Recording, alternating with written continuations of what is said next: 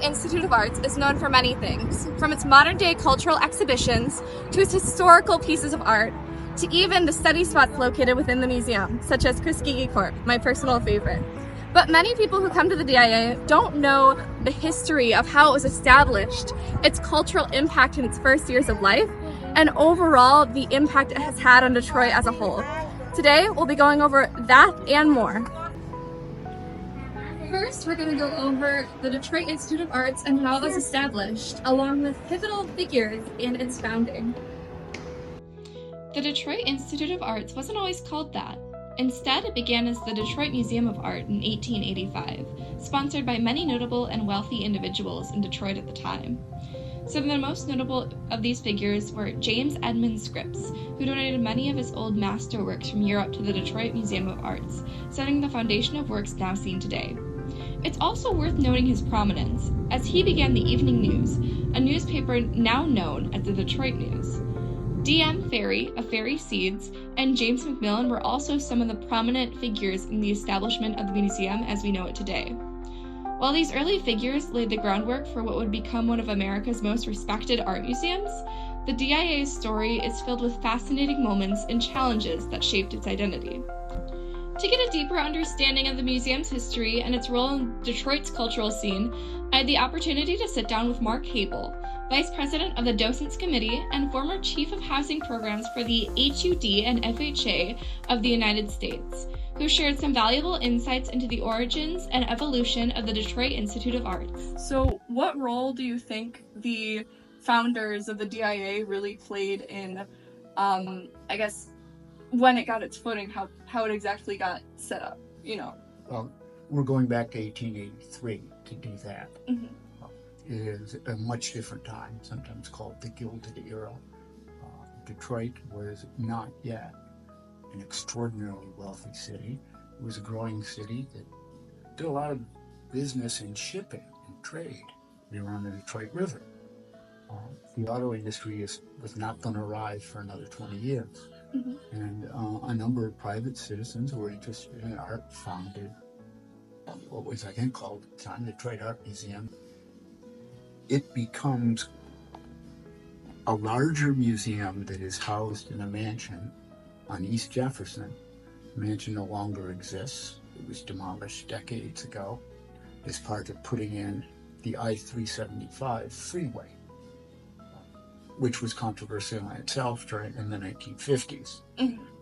The museum that we're sitting in now was opened in 1927. It was started in 1922. It's no secret that Detroit may be somewhat connected to the auto industry, and when this industry first began making waves in the 1900s and 1910s, the population boomed. The city of Detroit was at the center of this change, with the population going from 285,704 in 1900 to 465,766 in 1910 to, again, nearly doubling as it neared 1 million in 1920. It was safe to say the city was growing, and fast. It was not only the amount of people that changed, but also the wealth of the city as well. With the emergence of people like Henry Ford, there became a new class of wealthy individuals willing to contribute to the success of places like art museums. And so, as discussed before, the DIA was established to escape the confines of the original building. Its collection outgrew the previous manor, and with that, a huge project began, with Paul Philippe Crête serving as the major architect of the new building. It had aspirations. The people who put this museum together and built it had aspirations at the very beginning to be a world-class museum. Probably the most influential person on our collection was our director, William Valentiner, who was an advisor to the museum starting in the late teens and early 20s. He was of German descent. And was our director from 1924 to 1945. Among the landmarks that would cause anyone to say, yes, this is a museum with a footprint on the world stage. 1922, this becomes the first public museum in North America to have both a Van Gogh and a Matisse painting. So it's on the world stage as a museum at that time. Yeah. And while Valentina is here, a lot of major acquisitions are made. But this continues right along, and we were owned as a public building, by the taxpayer of the city of Detroit, until 2015. After Detroit's 2013 bankruptcy, the ownership of the museum was transferred to a private foundation.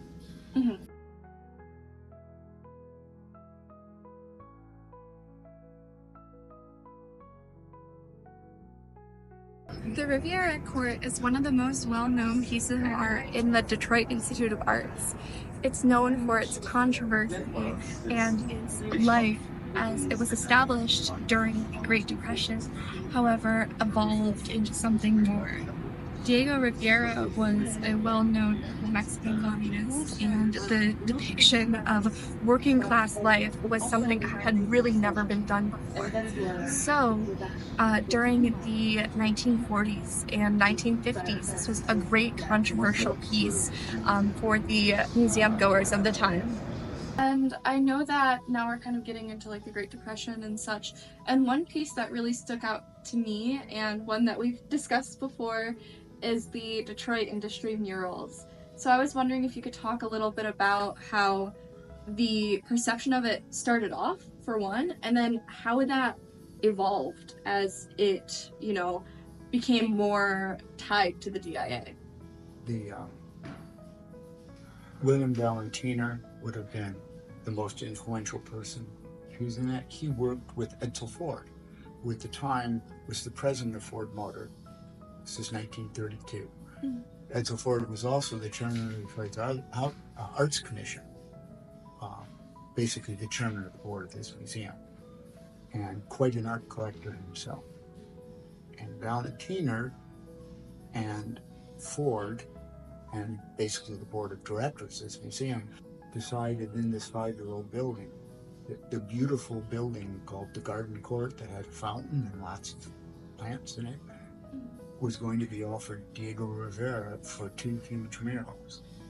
When he gets here, he says he doesn't want to do just 2 huge murals on 2 walls, he wants to do the whole building.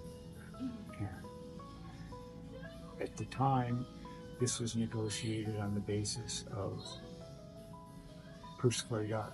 The museum couldn't afford the fee at the depth of the Great Depression. This is in April of 1932. Edsel Ford could. So the first story that might resonate in the city of Detroit is, guess what? President Ford Motors is paying a Mexican communist to do murals about us. Yeah. In our 5-year-old public building. And hiring him was controversial. And when it was opened, there was some controversy as well. Among other things, people say, why no Americans? Why didn't you, it's an American museum. Why weren't Americans offered up to do this? Why didn't you break up the commission? A number of people to do it. Instead of offering it all to a foreigner and a communist as well. And none of his sketches had to be approved. Everything here is what Diego Rivera wanted to do. There's a long history of that. In conclusion, it's a National Historic Landmark, and people come from around the world to see it.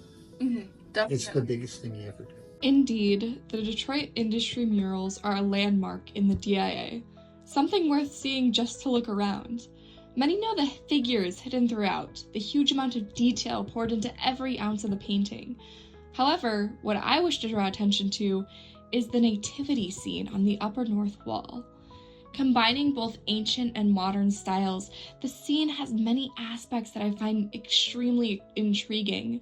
To begin, the nativity scene combining the religious with the mundane. This scene has some notable swaps. Instead of Joseph and Mary, there's a doctor and a nurse, who, I have been informed, was modeled after Jean Harlow, a well-known film actress of the time.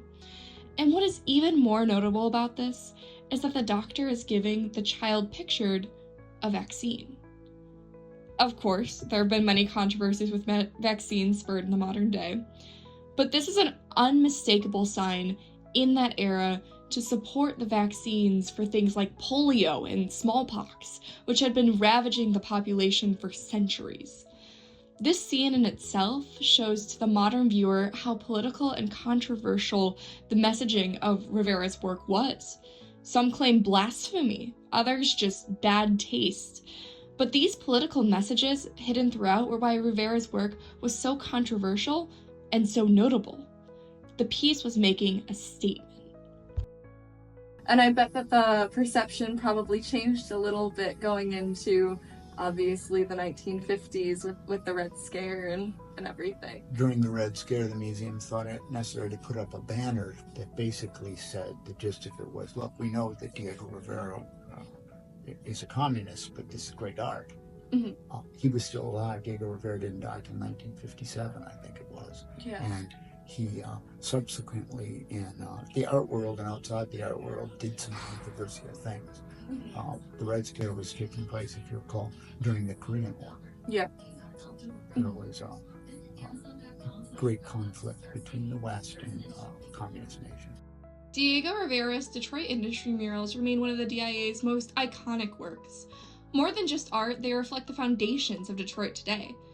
At the time, the murals were bold, controversial, and deeply tied to Detroit's identity.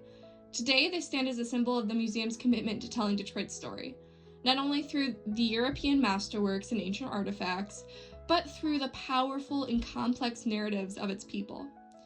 In many ways, the Rivera Court helped cement the DIA's role not just as a museum of fine art, but as a cultural institution at the heart of Detroit. So, how has this cultural institution served to not only represent the broader history of art, but also uplift and engage the voices of people of color within the city? For much of its early history, like many American museums, the DIA primarily reflected European and classical art traditions. But over time, it's worked to better represent the diverse stories, artists, and cultural legacies that shape Detroit. In this next section, we'll take a closer look at how the museum's relationship with communities of color has evolved, and what that means for Detroit today. Yeah, and I was just wondering about the DIA and their... Obviously, the DIA is very impactful on the culture of Detroit. It's a huge museum and such, and I know that we also talked about this before. Do you know about the historical importance of the DIA, not only to like wealthy white individuals, but also within minority communities? Like, I know you mentioned the original DIA, before it was called that, obviously, was in the area of near Black Bottom, and I was wondering if there was any sort of like link between the DIA and you know, how that's evolved. Yeah, I don't want to misspeak, but it's fair to say by today's standards, when this museum opened, it was Eurocentric. Yeah. It tended, the artwork that we tended to have tended to be emphasize an awful lot of the great masters, the famous names in European art. Mm-hmm. But we also were early on, because we saw ourselves as a world-class museum, acquiring great art from around the world. Yeah. Some of that art was from Africa. Mm-hmm. Some of this art was Islamic art. Yeah. The attempt was, if you're going to be a world-class museum, that's what you need to do. And of course, it's important to consider how the DIA's founding shaped the museum we see today. In its early years, the people who funded and donated to the museum were wealthy, white individuals. And naturally, the collection reflected their tastes and cultural priorities. As a result, many of the DIA's departments remain centered around European and American art. When we look at the museum's origins, this makes sense. Donors like James E. Scripps contributed primarily European works, and others followed suit. But that history also raises an important question. How do we address the gaps left behind by the past? By examining the museum's foundation, we gain valuable context for the conversations happening today around representation, inclusion, and whose stories are told in public institutions like the DIA. As time has gone on, among the live issues that have come up are these. This is a city that is a little bit less than 80% African American. Mm-hmm. If you are a world-class museum in a city that is almost 80% African American, is there any way that your collection should be skewed toward local art or African American? Mm-hmm. Yeah. And it simply is always a live issue. Mm-hmm. and there is no right answer. Once again, the historical context of the DIA helps inform the conversations we're having today. When the museum was founded, its early supporters were largely elite, wealthy patrons. And while they didn't make up the majority of Detroit's population, their influence shaped the institution's priorities and collection. Since the 1920s, however, Detroit's demographics have changed. And with that, so have people's interests and expectations. Where once many visitors focused only on the so-called great masters, works by artists like Van Gogh and Monet were even dismissed in their time as not being real art. But perspectives shift. Today, more people want to see a reflection of their own lives, histories, and identities in the galleries. That's not to say there's still a love for the old masters. There absolutely is. But there's also a growing demand for stories and artists that represent the full scope of Detroit's diverse communities. And that leads to an important question. Should the museum continue focusing on representing the world at large, or place more emphasis on telling stories of the city as it calls home? Maybe the answer lies somewhere in between. Something that has come up here is this issue. We have an African American gallery. Yeah. That is the decision that was made here. Had for many years. There are people that say, is that segregating African American art? Is that showcasing African American art? Yeah, definitely. I feel like it's there very... There are both those opinions. Yeah. I think that it's very controversial, especially considering just, Detroit obviously having been such a pivotal, center for, civil rights, and having the African American community being, affected so many times from Detroit's decisions and such. And I think that is definitely interesting to see how that's reflected even. I don't want to say it's very controversial. What I want to say is it's been a live issue for many years. Mm-hmm. What your collection should look like and how it should be presented. Yeah. And in Detroit, that's a particularly live issue. Mm-hmm. The cultural impact of the DIA has always reflected the foundations of Detroit itself, built by industry, shaped by migration, and redefined by resilience. Its early roots tell us whose stories were told first, but today, it's the city's evolving voice that's reshaping whose stories are told now. Looking ahead beyond the long and complex foundations of the DIA lies its future. A future shaped by new voices, shifting priorities, and a city that continues to evolve. It's worth reflecting on how the museum's original aspirations compare to what it hopes to become today. To better understand where the DIA is headed, I had the chance to speak with Mark Habel, who offered some thoughtful insights on the museum's current direction and how it's working to serve Detroit's diverse communities moving forward. The current director of our museum describes this museum as a public square. Something that is unusual is that since 2015, when Detroit emerged from bankruptcy and this museum was